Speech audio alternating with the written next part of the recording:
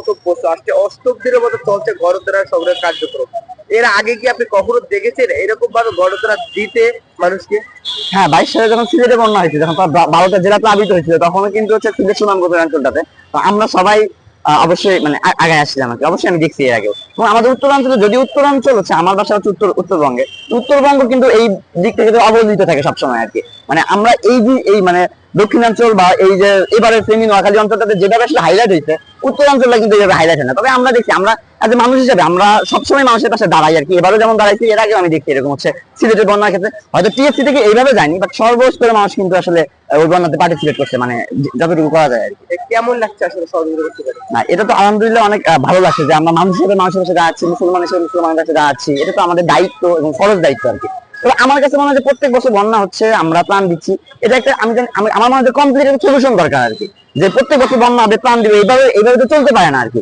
তো আমাদের সেইভাবে মানে একটা কমপ্লিট সলিউশন, রুট যে সলিউশনটা, সেটা আনা দরকার, যাতে হচ্ছে আমরা বন্যা এই পরবর্তী থেকে বন্যা আসলে এত বড় বেশি ক্ষয়ক্ষতি না হয়, আমরা যেন ইয়া করতে পারি আর কি যতটুকু সম্ভব, এবং গভর্নমেন্ট থেকে যেন এই প্রচেষ্টাটা নেওয়া হয়।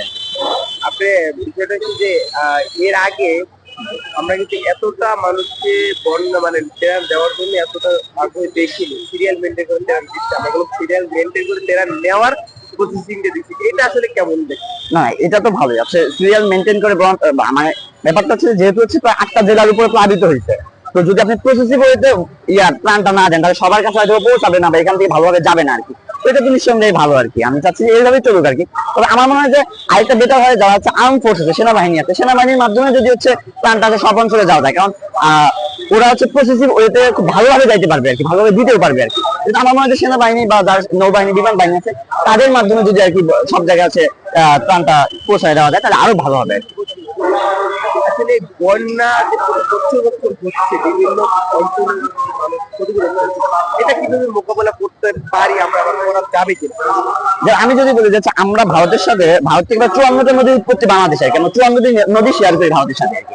তো ভারত কিন্তু 34টা নদীর উপর কিন্তু বাদ বসাইছে আর কি, যেটা হচ্ছে আন্তর্জাতিক আইনে হচ্ছে বিরোধী আর কি।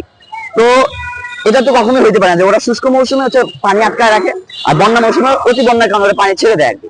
তো যেহেতু যেটা আন্তর্জাতিক আইনের বিরোধী, যে কোন নদী প্রবাহমান নদীর উপর কোনো বাদ দেওয়া যাবে না, 34টা নদীর উপর ওরা কিভাবে বাদ দেয় আর কি। তো বাদ জমার কারণে কিন্তু, বাদ দেওয়ার কারণে যখন শুষ্ক মৌসুমে পানি না দেয়, তখন কিন্তু হচ্ছে যে আমাদের পলি জমে যায় বা ভাটা পড়ে, যার জন্য পরবর্তীতে পানি ছেড়ে দিয়ে কিন্তু বন্যাটা হয়। তো আমার কাছে মনে হয় যে এই যে বন্যাটা হচ্ছে, এটা অন্যতম কারণ হচ্ছে বাদ দেওয়া। কিন্তু এবারে বন্যাটা মানে উপযুক্ত প্রমাণ যে হচ্ছে ভারত তাদের 2টা বাদ ছেড়ে দেওয়ার জন্য বন্যাটা হয়েছে। তো আমার কাছে মনে হয় ওরা কেমন একটা সাহস পাইছে। আমাদের যে পররাষ্ট্র নীতি আছে, যে friendship to all malice two নান, সবার সাথে বন্ধুত্ব, কারোর সাথে বৈরিতা না। আমার মনে হয় যে আমাদের সবার সাথে তো বন্ধুত্ব হতে পারে না, আমাদের সাথে যাদের স্বার্থের সাথে যাবে, আমাদের বিশ্বাসের সাথে যাবে, তাদের সাথে আমাদের বন্ধুত্ব হওয়া উচিত। একজন পাগল মানুষের কিন্তু সবার সাথে বন্ধুত্ব হয় না, আর তো একটা রাষ্ট্রে কিভাবে সবার সাথে বন্ধুত্ব হইতে পারে আর কি। তো এটাই বলতেছি যে আমাদের এই যে পররাষ্ট্র নীতি, এটা এখন পরিবর্তন করার সময় এসেছে, এবং তাদের সাথে আমাদের চুক্তি করা উচিত, যাদের সাথে আমার স্বার্থের সাথে যাবে, আমার বিশ্বাসের সাথে যাবে আমার চুক্তি করা যাবে আর কি, তাদের সাথে করা উচিত আর কি।